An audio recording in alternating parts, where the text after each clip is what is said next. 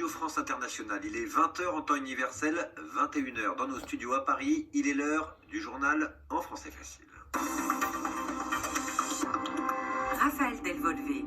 Et avec moi pour présenter ce journal en français facile, Sylvie Berruet. Bonsoir Sylvie. Bonsoir Raphaël, bonsoir à tous. Dans ce journal, nous évoquerons la grande actualité internationale du jour, le plan de paix américain pour le conflit israélo-palestinien. Il a été dévoilé par le président des États-Unis ce mardi. Le plan propose une paix à travers la répartition de territoires à chacune des deux parties. Jérusalem serait la capitale d'Israël et Jérusalem-Est celle de la future Palestine. Mais les Palestiniens ne veulent pas de ce plan. Leur dirigeant l'a dit ce soir. Le coronavirus venu de Chine continue d'inquiéter le monde. À l'image de ce qu'a décidé Hong Kong ce mardi, le territoire partageant une frontière avec la Chine a décidé de fermer plusieurs de ses points de passage. La maladie respiratoire a déjà fait plus de 100 morts en Chine, où l'on compte également plus de 4500 cas. Et puis nous irons également en Belgique. L'ancien roi des Belges, Albert II, a fini par reconnaître une fille qu'il a eue avec une autre personne que son épouse, Delphine, née en 1968. Il y a un mot pour définir ce cas précis en français. On parle de fille adultérine. Le journal. Les journaux. En français facile. En français facile. Il devait le présenter depuis longtemps. Donald Trump a dévoilé son plan de paix pour le conflit entre Israël et les Palestiniens. Le président américain l'a dévoilé à la Maison-Blanche, à Washington, où se trouvait également Benjamin Netanyahou, le premier ministre israélien, ce mardi. Le plan prévoit notamment de créer deux États. Une carte présentant l'étendue de chacun des territoires a notamment été présentée par Donald Trump. Le plan prévoit aussi de faire de Jérusalem la capitale officielle d'Israël. La partie est de Jérusalem serait, elle, la capitale de la future Palestine. Écoutons le président américain tout à l'heure à la Maison-Blanche. Cette carte va plus que doubler le territoire palestinien et offrir une capitale à Jérusalem-Est où les Américains ouvriront fièrement une ambassade. Aucun Palestinien ou Israélien ne sera déraciné de chez lui.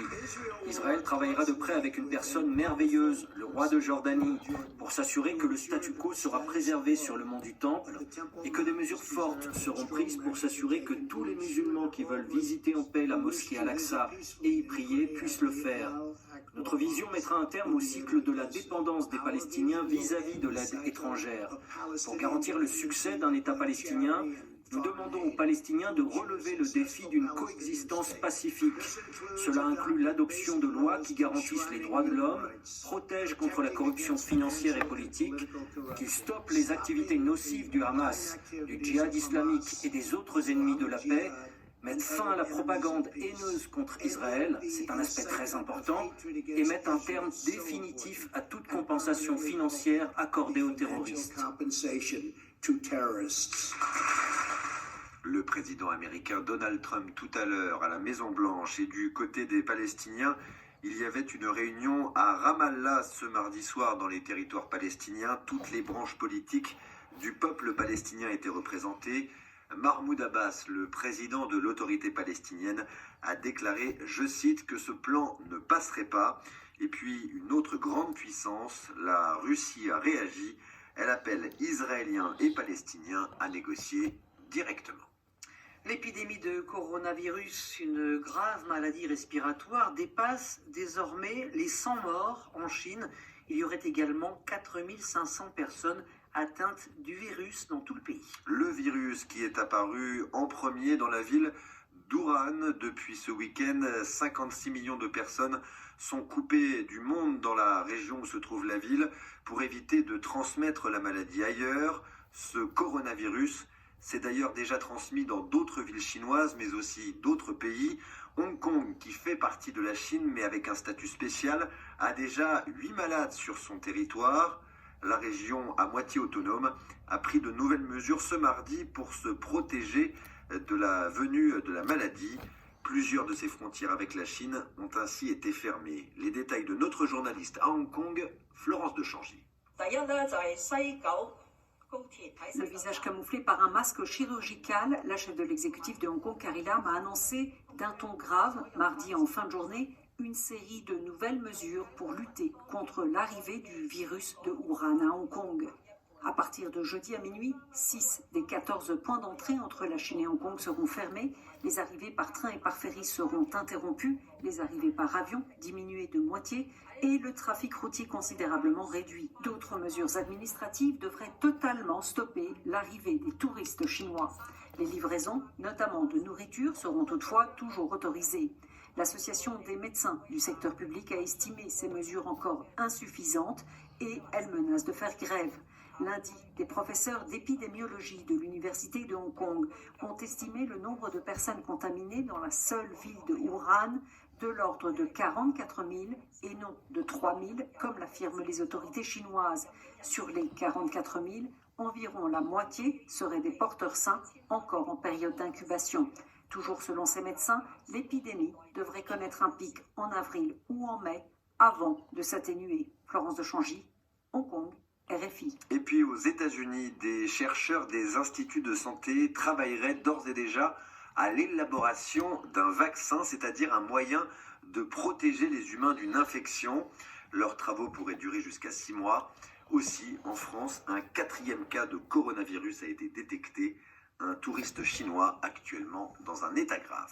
Les États-Unis ont dit être déçus par le gouvernement britannique. Londres a donné son accord au chinois Huawei pour sa participation au futur réseau 5G. Le réseau 5G, c'est la prochaine génération d'Internet pour téléphone portable, bientôt développé au Royaume-Uni, mais également dans d'autres pays du monde. Huawei sera donc intégré au projet britannique. Mais le fabricant de téléphones chinois est pourtant considéré comme un équipementier télécom à risque par le gouvernement britannique. Huawei, souvent accusé d'être un espion du gouvernement chinois, notamment par les États-Unis. Il faut toutefois préciser que cette participation chinoise à la 5G au Royaume-Uni ne sera que limitée. Les précisions à Londres de Muriel Delcroix. Les pressions et menaces de Washington n'y auront rien fait. Boris Johnson a tranché et décidé d'autoriser Huawei à jouer un rôle dans la construction du réseau 5G britannique.